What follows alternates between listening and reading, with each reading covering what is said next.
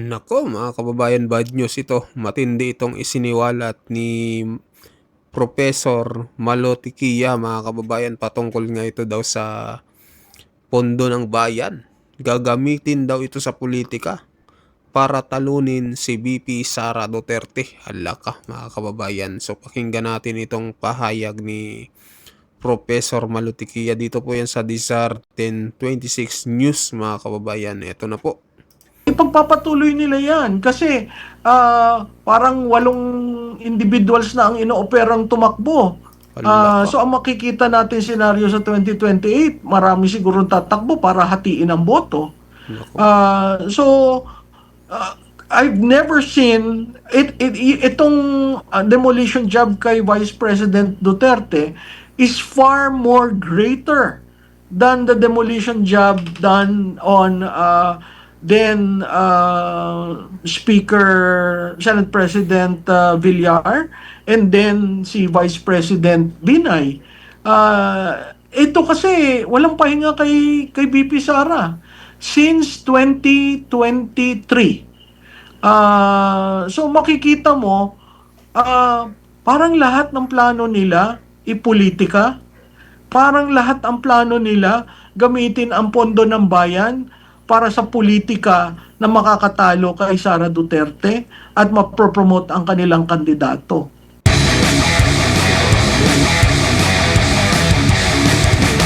Sa tingin niyo po, maapektado yung kanilang political capital din dito, ma'am? Kasi nabanggit ni Vice President Sara, mga paninira sa kanya. Ano yan, bahagi yan ng pagharang sa kanyang posibleng kandidatura for 2028. Hindi po ba sa mga nakalipas, merong sisiraan, meron ding nagpapapogi. Kaso, hindi epektibo yung kanilang paninira, hindi rin epektibo yung kanilang pagpupogi po, Prof. Oo, Admar, no? Sa tingin ko, dapat pag-aralan nila yung strategiya nila. Kita mo yung kay Madriaga, biglang nag-fall ng dot. 'Di ba? Parang ang init-init nila, grabe ang salsal nila sa media. Nung sinabi ni BP Sara, hindi ko yan kilala, hindi ako pumupunta sa jail, Bureau of Jail. Tapos bigla nagsabi si Secretary Remulla, hindi siya ang pinupuntahan, iba. So, hindi tama yung script. Sino naglabas ng Madriaga? 'Di ba? Makikita mo may kanya-kanyang spheres of influence na nag-ooperate yung mga operators nitong administrasyon na ito. They may not necessarily be aligned with the administration, pero sige, bugbugin nyo ng bugbugin si Duterte. Pero reverse ang nangyayari. Imbis na nawawalan ng lakas si Vice President Duterte, siya pa yung umaangat. Tama. Clearly, hindi siya nag-benefit dyan sa flood control projects. Hindi siya kasama dyan sa kaguluhan na yan. When compared to the Intelligence and Confidential Fund, napakaliit yung kanya at nawala na noong 2024. Trabaho lang siya ng trabaho. So, makikita mo talaga nagba-backfire. Pero, ang sense ko, ipagpapatuloy nila yan. Kasi, parang 8 individuals na ang inooperang tumakbo. So, ang makikita natin senaryo sa 2028, marami siguro tatakbo para hatiin ang boto. So, I've never seen itong demolition job kay Vice President Duterte is far more greater than the demolition job done on then Senate President Villar, and then si Vice President Binay. Ito kasi walang pahinga kay BP Sara since 2023. So makikita mo, parang lahat ng plano nila ipolitika, parang lahat ang plano nila gamitin ang pondo ng bayan para sa politika na makakatalo kay Sara Duterte at mapropromote ang kanilang kandidato. Pero kapansin-pansin, ma'am, yung mga ganitong klase din po ng mga paninira, di ba, hindi rin ito naging effective kahit pa noon pa, kahit sa panahon ng tatay niya, kahit nung tumatakbo pa sila sa posisyon. Tumatakbo yung tatay niya sa pagka-presidente during sa kanyang termino. Bumaba siya, may mataas na grado. Itong si Vice President Sara naman, galing sa LGU, galing sa lokal, naging national figure. Ganun din mataas pa rin yung kanya pong grado sa taong bayan. Parang hindi sila natuto sa kanilang mga nagiging hakbang. Parang akala nila na yung nagawa sa nabanggit nyo po kay Senate President Villar and si former Vice President Binay, tingin nila naging epektibo, pero meron na silang history during sa past administration na sa kabila ng paninira siguro nagtagumpay sila doon sa pagpapadala sa ICC, pero yung paninira parang hindi nagre-reflect sa mata ng taong bayan. Well, Admar, dalawang bagay kay Presidente Duterte. Unang-una, lumabas siya sa administrasyon niya, natapos siya with the highest approval rating in presidential history. Pangalawa, yung rendition na ginawa sa kanya sa ICC, no? Yun paulit-ulit na sa tingin ko ang supporter base ng Duterte lumakas dahil dun sa nangyari. Nakita naman natin ng 2025 election. So yung mga ibang analyst na nagsasabi na wala na, nanghina na ang Duterte, wala na mga OFW, yun ay propaganda. Dahil nakikita naman natin no, ang tulong na ginagawa from The Hague and in other cities of and countries of the world na pag pumupunta doon ang Vice Presidente, talagang sinasalubong siya. Ang difference lamang between Presidente Digong at si Vice President Sara, si Presidente Digong kasi surprise hindi siya nasa realm ng national politics, sinupresa ang lahat. Kaya nagulat ang taong bayan, no? Very authentic leader.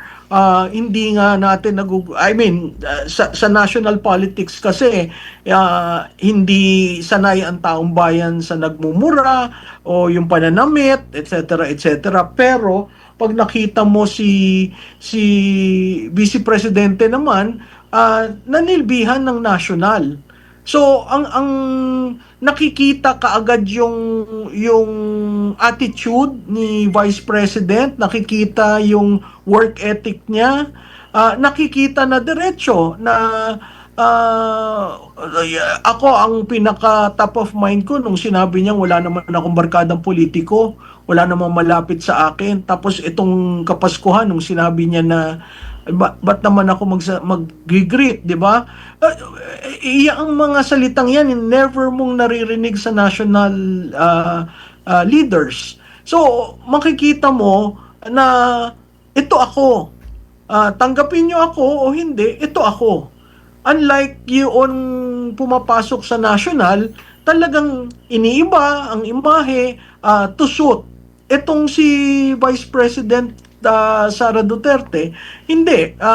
Sinasabi niya sa taong bayan, ganito ako, hindi ako magbabago para lang sa politika. Na yun yung authenticity na nakikita mo sa tatay. Yun nga lang, ang tatay, dahil hindi nanilbihan ng national, hindi natin gaanong kakilala nung pumasok. Siguro yung mga taga Davao, yung taga Mindanao, kilalang kilala. Pero yung mga taga Luzon, parang nagulat sila na may ganun palang katapang na tao. So, that's major difference. Yun nga lang, siguro what works for the Vice President is the high approval rating of the father, as well as unfortunately the rendition in the ICC na patuloy na hihinagpis ang Duterte base dahil basta ganun na lang pala ang kadali magpadala ng isang dating Pangulo na nilbihan ng tapat ng 6 na taon. Opo, siguro bilang panghuli na lang po, ma'am, ang ating mga kababayan siguro na busy lang ba ngayong panahon ng Kapaskuhan, pero babalik yan after ng New Year, maalala pa rin nila na merong ganitong ipinangako ang presidente at hanggang ngayon wala pa rin ang naging pangako, yung mga tingin nila ay sangkot dito sa sa anomalya, naging merry at happy pa rin yung kanilang Christmas at New Year kasi hindi pa sila na bilanggo, Prof. Edmar, alam mo, nakakangiti tayo dahil Pasko, bakasyon, kaarawan ng ni Jesus, no? Siguro tama yung sinabi mo, itinabi muna. Pero itong sa pagre-resign ni Fajardo, sa pagkamatay ni Yusek Cabral, sa mga press conferences ni Congressman Leviste, sa pananalita ng isang governor ng Batangas,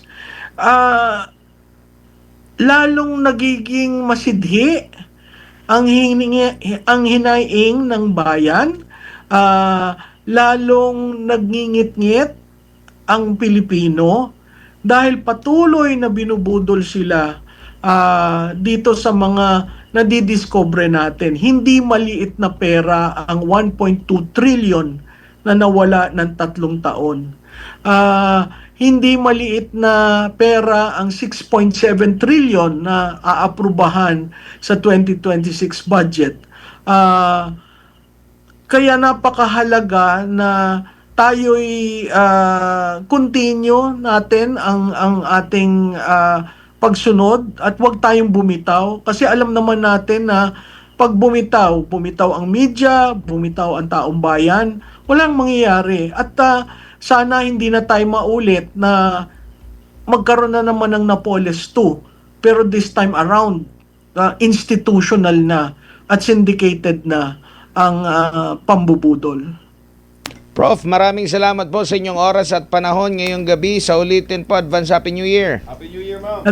Happy New Year. Advance Happy New Year sa inyo at mabuhay kayong dalawa. Maraming salamat si Professor Malutikia, isa pong political analyst po, mga kapartner. So ayun mga kababayan, anong masasabi nyo dito sa pahayag po ni Professor Malutikia, no? Grabe pala itong ginagawa kay VP Sara, no? Talagang pinagtutulungan na mga kababayan, pero ganun pa man, kahit anong pagtulong-tulong nila, lumalabas pa rin sa ratings na mataas si VP Sara Duterte. So malalaman natin ngayong 2028, no?